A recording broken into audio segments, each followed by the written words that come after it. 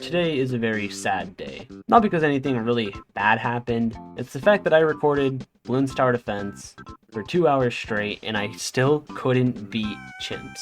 And I thought with all the added knowledge that you guys have given me for Impoppable, maybe, just maybe, I'd be able to do this pretty easily, but no, not even close. Well, actually I got pretty close, but I still had to get a video out today, so whether or not I won didn't matter. So I thought I could break down my gameplay, see what I did wrong or right, and see if you guys could add anything to my decisions, because clearly there is a piece of the puzzle that I'm missing that I need in order to win this game. Because I am just so done with Dark Castle, and honestly done with Bloons Tower Defense as well, and I just want to move on to other things.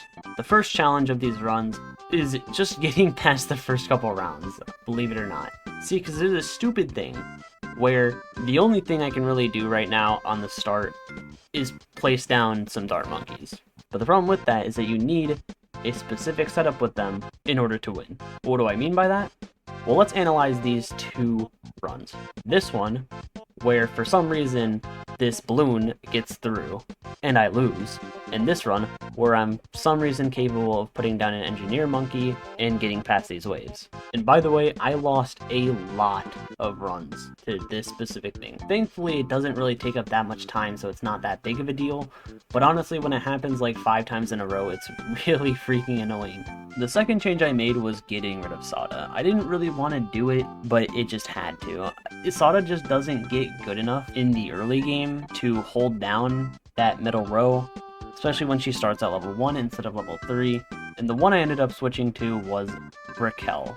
I remembered getting a comment in one of my previous videos that maybe Admiral Brickell would be better to get down because of my flagship carrier. And honestly, this was a pretty good change, because I was able to get done with a wave 40 very easily, and normally that's a pretty hard one. And I know you already see it, and this is where the second difference comes in.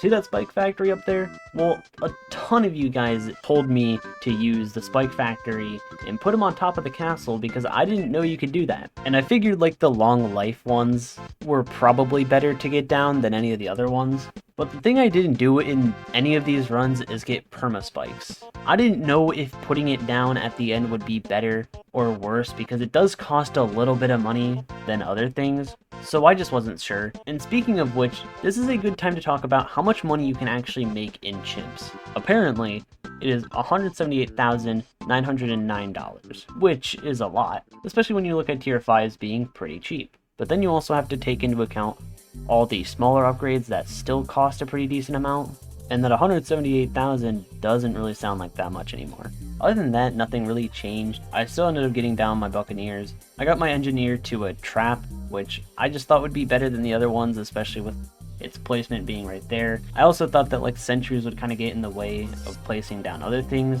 so it wouldn't be super optimal. But honestly, I could see myself switching to overclocking just so I get more firepower down on my guys. I did end up switching my second wizard monkey to a necromancer instead. I just got a comment that said he used like Prince of Darkness, so I figured, hey, maybe that wouldn't be that bad. The next thing I did was get down my flagship carrier, since I knew that this would just be a big part in being able to win this game. I got a relentless glue down as well. Other than that, I got a few more spike factories up on the top, which I really regret doing.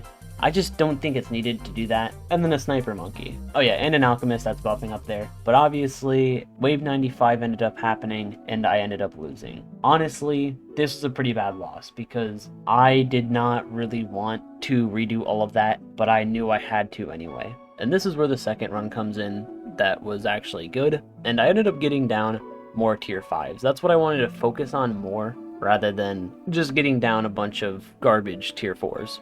That might have cut it in BTD 5, but not this one. So, you all say in unison, what tier 5s did you get down? Well, obviously, I got down my flagship carrier, which was a given, and then I got down a super glue instead, because I figured its abilities to paralyze Moab class balloons is very good. And I thought it was a pretty good upgrade from its tier 4, so that's what I decided to do this one. The second one I got with a lot of consideration was a Crossbow Master. I know, Crossbow Master really isn't the greatest tier 5, but I just did not have enough intel on Prince of Darkness in order to realistically know if he would be a good upgrade or not. And I'm more surprised with the results here because I was able to get to round 99. So clearly getting the Crossbow Master was really good. but just not enough. And obviously, things were getting very, very frustrating. This is the second time I was able to get to the upper 90s and still not be able to win the game. If you've played this game before, you know how long it takes to get to round 90 or, 100, stuff like that.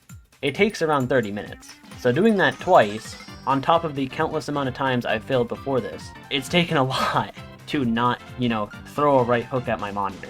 And the difference is this time I got my Prince of Darkness down instead, just to see if it would do better than anything else. I did a lot of money management this time, so I only got upgrades that I thought would be optimal for this run. But obviously, as you already know, I did not win this. This is just so freaking hard, and I did a little bit more planning. I think next time or, next video, I'll end up putting down a submarine monkey. I just think it would be a lot better to use than other things, I think it might actually give me that edge, but I don't know. I don't know. If you guys, like I said, have any suggestions for what you want me to do, I'm open ears. I'm one big giant ear, because I don't even know. But if you guys enjoyed this video, and if you're new to the channel, be sure to like, comment, and subscribe, because we gotta beat Burger King, man. But anyway, I will see you guys in the next video. See ya.